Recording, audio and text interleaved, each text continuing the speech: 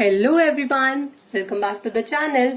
तो आज हम करेंगे अपनी क्लास 8th का next basic practices in crop production and management, जो कि है हमारा point number 8, harvesting and threshing. तो अभी तक हमने क्या किया है, हम अपनी क्रॉप्स को प्रोटेक्ट कर चुके हैं वीड से, हम अपने क्रॉप्स को प्रोटेक्ट कर चुके हैं birds, animals, diseases, paste, everything से। हमने अपने लास्ट वीडियो में ये देखा है। तो अगर आपने ये मेरी लास्ट वीडियो नहीं देखी है तो बच्चा लोग, आपको क्या करना है, आपको जस्ट डिस्क्रिप्शन बॉक्स में जाना है और आपको इसी चैप्टर के सभी पार्ट्स वहां पर अवेलेबल होंगे। तो आप वहां से सारा कंप्लीट देखिएगा। Let's now discuss about harvesting and threshing. Harvesting की अगर मैं बात कर रही हूं, यानी कि हमारी जो क्रॉप है वो ग्रो हो चुकी है, वो मैच्योर हो चुकी है बिल्कुल। तो हार्वेस्टिंग क्या होता है? हार्वेस्टिंग होता है हमारा कटिंग। यस, तो अब हम अपनी क्रॉप को करने जा रहे हैं कट। तो हार्वेस्टिंग क्या है? The process of cutting and gathering of a matured crop. अब मैं इसको सिर्फ क्रॉप नहीं बोल रही हूं, अब मैं इसको एक मैच्योर्ड क्रॉप बोल रही हूं, क्योंकि ये कंप्लीटली ग्रो हो चुकी है। So the process of cutting and gathering of a matured crop is known as harvesting. यानी कि बस अब मुझे उसको कट करना है, लेकिन ये इतना इजी भी नहीं है। क्यों? क्योंकि हार्वेस्टिंग भी हमारी दो टाइप्स से हो सकती है। अब देखो भाई, फील्ड हमारी कितनी बड़ी हो जाती है जहां पर हम अपनी क्रॉप प्लांट्स को ग्रो करते हैं। तो हाथ से कट करना, manually, that is manually cut करने में हमें बहुत ज्यादा टाइम लगता है, बट दुनिया मैनुअली भी करती है। ठीक है, तो ये हम कर सकते हैं मैनुअली भी और with the help of machines. अब देखो, मैनुअली अगर हम करते हैं तो मैनुअली हम यूज करते हैं सिकल का। आपने ये इस तरह से कुछ देखा होगा। ठीक है, this is called as sickle. Just हम इसको यहां से होल्ड करते हैं और होल्ड करके हम इसको कट करना स्टार्ट कर देते हैं अपनी मैच्योर्ड क्रॉप्स को। और मशीन्स का अगर हम बोले तो मशीन्स के लिए बहुत सारे इक्विपमेंट्स आ जाते हैं, लेकिन जो एक कॉमन हमारी मशीन है that is called as harvester. This is called as harvester. Harvester और थ्रेशिंग, अभी मैं आपको बताऊंगी थ्रेशिंग भी क्या होता है। तो हार्वेस्टर और थ्रेशिंग दोनों कभी कभी एक ही मशीन में यूज किए जाते हैं, जिसको कि हम कंप्लीट बोलते हैं कंबाइन। तो वो सिर्फ हार्वेस्टर भी हो सकती है मशीन, लेकिन अगर हार्वेस्टर के साथ हमने थ्रेशिंग के लिए भी कोई मशीन यूज की है तो हार्वेस्टर प्लस कंबाइन, इन दोनों के लिए ही एक जो वर्ड यूज किया गया है उसको यूज किया गया है कंबाइन। तो हम कंबाइन का यूज करते हैं, जिसमें हम हार्वेस्टिंग भी कर सकते हैं और अपनी थ्रेशिंग भी कर सकते हैं। और नॉर्मली हम अगर सिर्फ हार्वेस्टिंग के लिए यूज कर रहे हो तो हमारे उसके लिए मशीन आती है हार्वेस्टर। चलो भाई, ये तो अब बात हो गई हमारी। और जितनी भी हमारी हार्वेस्टेड ग्रेन्स आएंगी, अब उसको हम बोलेंगे, मैंने क्या कहा, ध्यान दीजिएगा, हार्वेस्टेड ग्रेन्स, यानी कि जो हम हार्वेस्ट कर चुके हैं, हार्वेस्टेड ग्रेन्स। अब हार्वेस्टेड ग्रेन्स को हम बोलेंगे या तो क्रॉप प्रोड्यूस। क्या प्रोड्यूस हुआ है दैट मीन्स, ठीक है, हमारी क्रॉप ने जो प्रोड्यूस किया, इसीलिए हम उसको बोलते हैं क्रॉप प्रोड्यूस, या फिर हम इसको बोलेंगे क्रॉप ईल्ड। ठीक है, हार्वेस्टेड ग्रेन को हम बोलेंगे क्रॉप प्रोड्यूस और क्रॉप ईल्ड। 1 मार्क में बहुत अच्छा क्वेश्चन बनता है ये। अब ये हमने देख लिया, चलो हमने हार्वेस्ट भी कर लिया अपने ग्रेन्स को, लेकिन हमें पता कैसे चलेगा, हाउ डू वी नो कि जो हमारी क्रॉप है वो मैच्योर हो चुकी है? हमें कैसे पता चलेगा? कि भाई हमारी क्रॉप मैच्योर हो चुकी है। तो ये बहुत ज्यादा इम्पोर्टेंट है और ये हमें पता चलता है कि जब हमारी जो क्रॉप है उसमें जो मॉइस्चर कंटेंट होता है, ओके, जो मॉइस्चर कंटेंट है वो सिर्फ और सिर्फ 14% रह गया हो by weight. Okay, I repeat, हमें कैसे पता चलेगा कि हमारी क्रॉप मैच्योर हो चुकी है? जब हमारी क्रॉप में जो मॉइस्चर कंटेंट है वो सिर्फ और सिर्फ 14% बचा हो। इसको चेक करने के लिए बहुत सारे इक्विपमेंट्स आते हैं, तो उनसे नॉर्मली चेक हो जाता है। अदरवाइज हमारी जो क्रॉप है वो एक कलर चेंज देती है, जिससे हमें पता चल जाता है। वो कलर चेंज क्या होता है? आपने देखा होगा कि जब हम क्रॉप्स को ग्रो करते हैं या वो ग्रो होती हैं तब वो ग्रीन कलर की होती हैं, लेकिन जब वो मैच्योर हो जाती हैं तो मैच्योर होने पर वो गोल्डन येलो कलर देंगी। ओके, तो हमें इस गोल्डन येलो कलर से भी पता चल जाता है कि हमारी क्रॉप अब मैच्योर हो चुकी है और ये हार्वेस्टिंग का टाइम आ चुका है। अब देखो, अब हमने क्या किया, हमने ना सिर्फ जो हमारी क्रॉप्स कुछ इस तरह से ग्रो थी, हमने सिर्फ उनको ना नीचे से कट किया है, यानी कि उनको हार्वेस्ट किया है।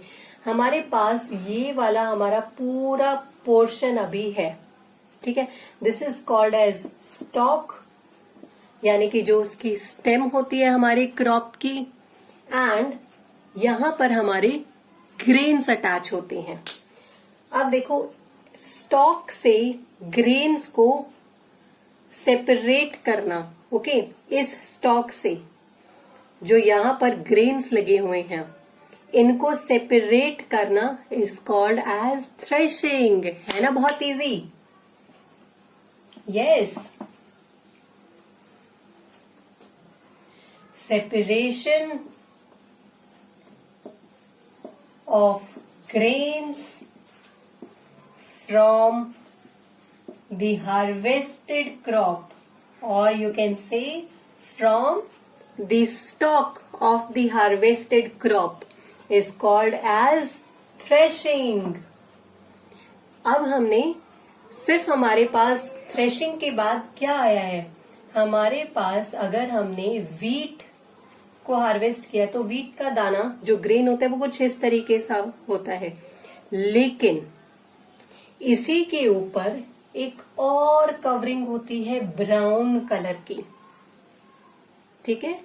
हमारे ग्रेन के ऊपर एक और बिल्कुल लाइट ब्राउन कलर की कवरिंग होती है which is called as chaff, CHAFF, chaff, या कभी कभी आपको मिलेगा हे, HAY, शाफ या फिर हे। तो अब इस शाफ से हमारे ग्रेन को सेपरेट करना, ओके, इस शाफ से हमारे ग्रेन को सेपरेट करना is called as winnowing. This is called as winnowing, the process of separating grain from the chaff and hay with the help of wind. अब wind से कैसे किया जाता है ये देखो, क्या होता है कि बहुत सारे हम इसको ले लेते हैं, ठीक है। इनको लेने के बाद हमारे पास एक वुडन का कुछ इस तरीके का एक इक्विपमेंट आता है। यहाँ पर हम सारे के सारे जितने भी ग्रेन्स और शाफ है उसको मिक्स कर देते हैं, और मिक्स मतलब एक तरीके से इसमें पुट कर देते हैं, और पुट करने के बाद हम सिर्फ विंड को देखते हैं कि विंड किस तरफ से फ्लो कर रही है। तो अगर विंड यहाँ से ऐसे फ्लो कर रही है तो हम यहाँ से इसको नीचे डालना शुरू करेंगे। यहाँ कोई आदमी इसको पकड़कर खड़ा हो जाता है, वो भी थोड़ी सी ऊंचाई पर, जमीन से एक स्टूल रखकर या थोड़ी सी ऊंचाई पर, 1-2 फीट की ऊंचाई पर, और वो जस्ट इसको ना कुछ इस तरीके से नीचे गिराता है, जिससे क्या होगा, शाफ हमारा बहुत ही लाइट वेट होता है। Chaff is very light in weight, तो वो विंड के साथ फ्लो कर जाएगा और वो कहीं आगे जाकर गिरेगा। जबकि जो हमारे ग्रेन्स होते हैं शार्प से हैवी, तो हमारे जो ग्रेन है वो यहीं पर इकट्ठा होना स्टार्ट हो जाते हैं। तो कुछ इस तरीके से हम विनोइंग प्रोसेस का यूज करते हैं। विनोइंग हमें विंड की हेल्प से करनी होती है। तो अगर क्या हो किसी दिन विंड ना हो, तो नॉर्मली फैन आते हैं ना, जो वो बड़े वाले कुछ इस तरीके के फैन आते हैं, हम उन फैंस का यूज करते हैं।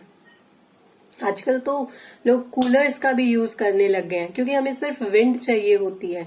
तो अगर वो बाहर से नहीं खरीद के ला सकते फैन है इस तरीके का, तो नॉर्मल कूलर का यूज करते हैं। जस्ट कूलर के आगे वो उसको डालते रहते हैं, शाफ्ट उसके साथ उड़ जाता है और हमारी ग्रेन्स नीचे इकट्ठी होनी स्टार्ट हो जाती है।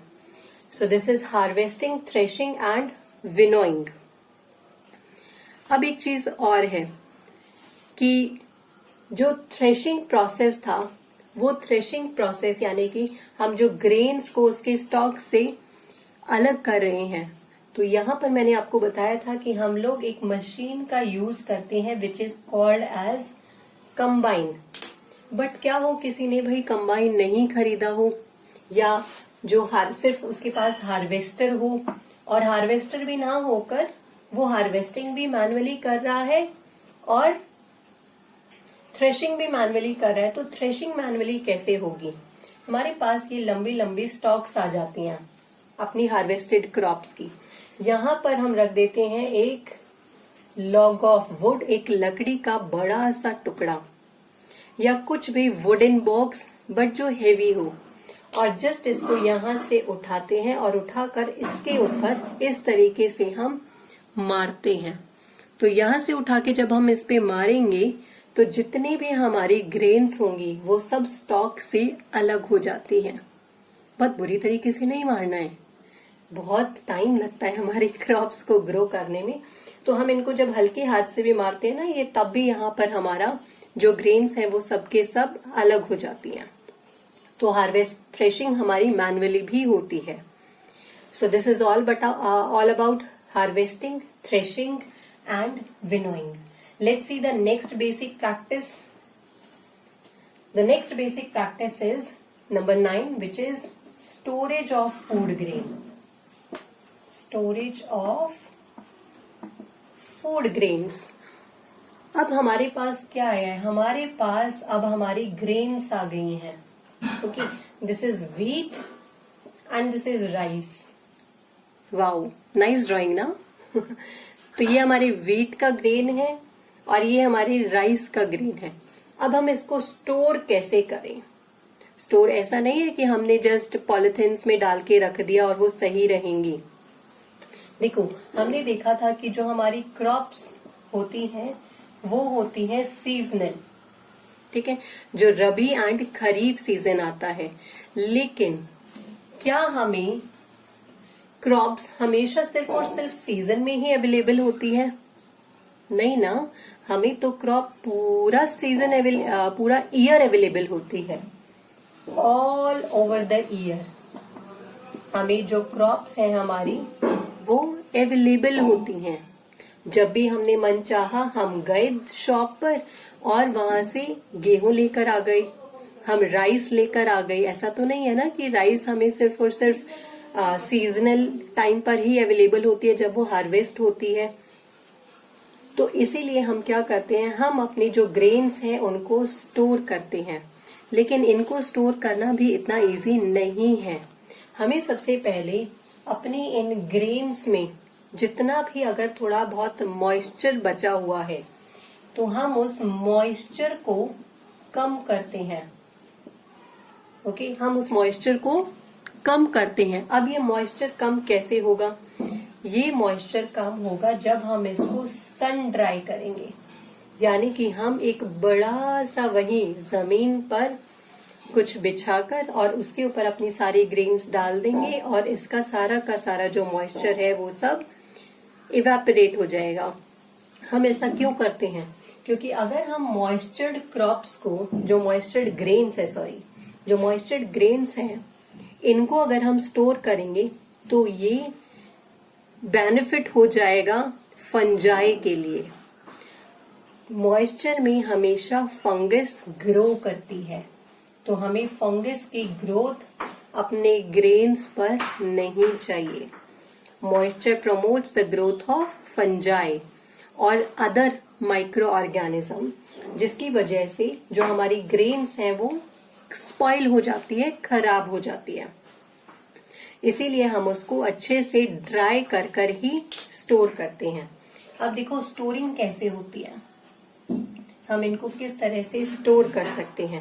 अगर डोमेस्टिक लेवल पर हम इसको स्टोर कर रहे हैं, मतलब हमने छोटा मोटा ही कहीं पर स्टोर करना है, तो डोमेस्टिक पर हम आते हैं, हमारे पास टिन्स आते हैं, ओके, स्मॉल कंटेनर्स लाइक जो कि टिन के बने हुए होते हैं, तो हम जस्ट उसमें डाल देते हैं और वो हमारा स्टोर हो जाता है। बट अगर हम कमर्शियल लेवल की बात करें, यानी कि किसी बड़े पैमाने की, बहुत जहां पर बहुत सारे हमें ग्रेन्स को स्टोर करना है, तो जब यहाँ पर हम अपने व्हीट, राइस या जो अलग ग्राम एटसेट्रा हमारे हो सकते हैं स्टोर, तो हम उनको स्टोर करते हैं गनी बैग्स में, गनी बैग्स, या फिर हम इनको स्टोर करते हैं ग्रेन सिलोज में। ठीक है, गनी बैग्स या फिर ग्रेन सिलोज में। अब देखो गनी बैग्स क्या होते हैं। गनी बैग्स आपने वैसे सुना भी होगा, बोरी आई गेस जिसको बोलते हैं, बोरी। ठीक है, तो गनी बैग्स में हम उसको स्टोर डाल देते हैं, उसको अच्छे से टाइड अप करते हैं, और टाइड अप करने के बाद हम उन गनी बैग्स को एक दूसरे के ऊपर कुछ इस तरीके से स्टैक करके रखते हैं। लेकिन सिर्फ स्टैक करना ही नहीं है, हमें इसमें ध्यान देना है कि जो हमारे गनी बैग्स हैं और हमारी जो वॉल्स है जहां पर हम उसको स्टोर कर रहे हैं, वो 60 to 70 मीटर अवे हो वॉल से। क्योंकि वॉल में क्या हुआ, अगर बाहर से बारिश आई तो वॉल में कहीं से मॉइस्चर आ गया, तो वो हमारे गनी बैग्स में मॉइस्चर ले आएगा, जिसकी वजह से हमारे जो ग्रेन्स हैं वो कंप्लीटली डिस्ट्रॉय हो जाएंगी।